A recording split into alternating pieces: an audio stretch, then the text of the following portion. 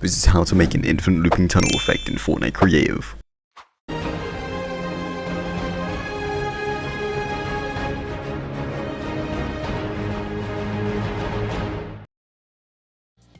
Before we start with mechanics, we're going to do interior. The only thing to note here is the fact that it has to be exactly the same on every single layer, so when you get teleported you don't see a change, so it looks like you're in the exact same position you are before. Because the real illusion behind it being teleported backwards basically.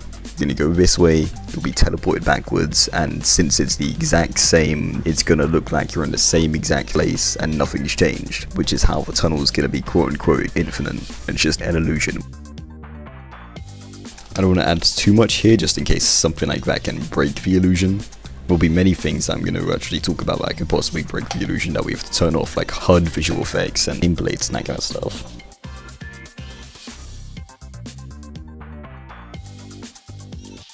As I said before, this is just going to be a repetitive interior, so what I'm going to do here is I'm just going to start copying and pasting the interior. You don't have to do the exact same thing as me, like you can make your own interior as long as you've got that repetitive feeling. It has to be exact same, so when you get teleported back, you don't see the break of illusion. What I'm doing here is copying and pasting it, so it's the exact same on each layer.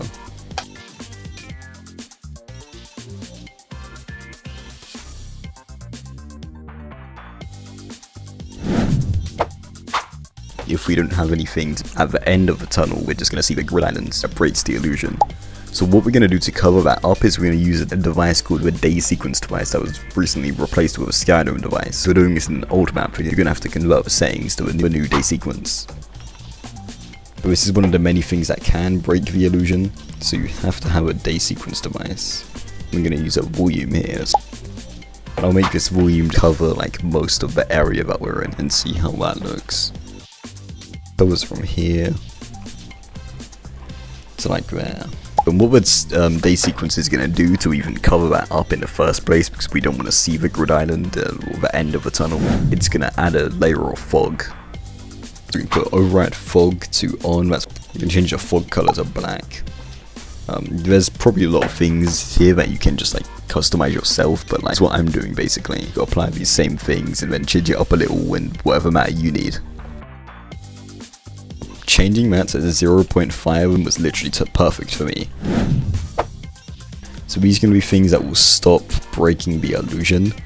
So this is the HUD controller device. Minimap, you're going to see yourself getting teleported back. Okay, so that's what we're going to do here. We're going to turn the minimap off and those kind of things that can break the illusion. To make this easier on myself, I'm just going to turn show HUDs to no. It's also good to note not to have more than one player in this illusion because they'll see each other getting teleported, but do what you want really. If this is for an actual map, then it's best to work for a one-player map. Next device is the mutator zone, because with the mutator zone you can turn off, let's turn enable VFX off first, that could probably break the illusion. We need to turn off allow map marker, turn the settings off, and we need to extend the volume.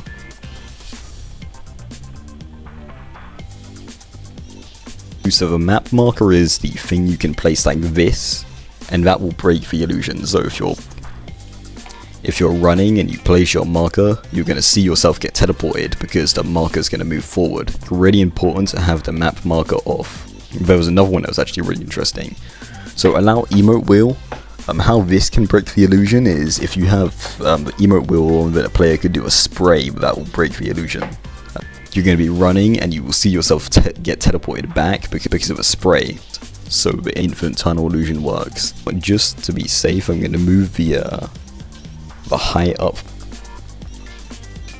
Good thing to have a fixed time as well.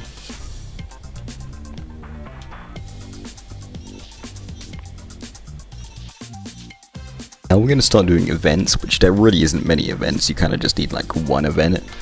Instead of just like copying the mechanics onto your own maps, because I also want to kind of teach what's happening. So I'm going to teach you how the activate setting on the teleporter works. So first we're going to do settings.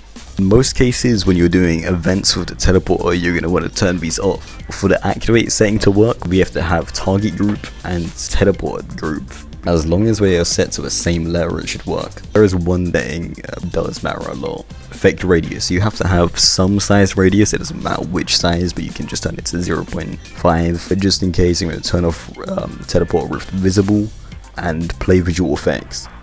I'm going to copy this teleporter. In this case, I'm doing it with a wall, so it's got a good grid snap. So I'd suggest doing that too. You do it with like a wall to help you grid snap. And then we move it exactly one tile forward. You can probably change this depending on how big your room is. But since mine is repetitive for literally each tile, I'm only moving it once forward. Now I want to explain like why the teleporters are over here and what we're doing with this. So in most cases, you've probably used the teleporter to teleport a player to the teleporter. But that's not what we're doing here. The teleporter has a setting to events called activate. What this is doing, this is teleporting the player the distance these two teleporters in the same target group are from each other. So this is one tile apart. So if I'm over here, this will teleport me one tile forward when I activate the event. The distance between these two is where I'm getting teleported. And the activating teleporter sends to the other one. So if I activate this one, then I get teleported forward. If I activate this one, then I get teleported backwards. We need to do a few more settings on the muted zone device first. We're going to make this in width, enable the effects to disabled. We actually need two of these devices. This one is going to be linked to this teleporter here, teleporter with no number. On player entering zone, it's going to go to that teleporter. Once that is done, we're going to select function. We're using the activate function for this. Going to confirm the setting. So now when we go backwards into this, it's going to teleport us one tile forward exactly. And we're going to do the same thing backwards on teleporter 4. Put 4 here. We're going to go to the activate function. Now we have the mechanic done, we're going to copy it into our hallway. Another thing we're going to turn off is we're going to turn off tactical sprinting.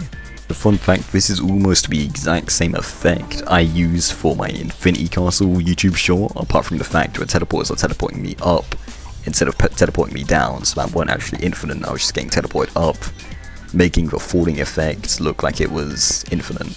Which I did that by doing this mechanic, but instead of a teleport being forward, it was up.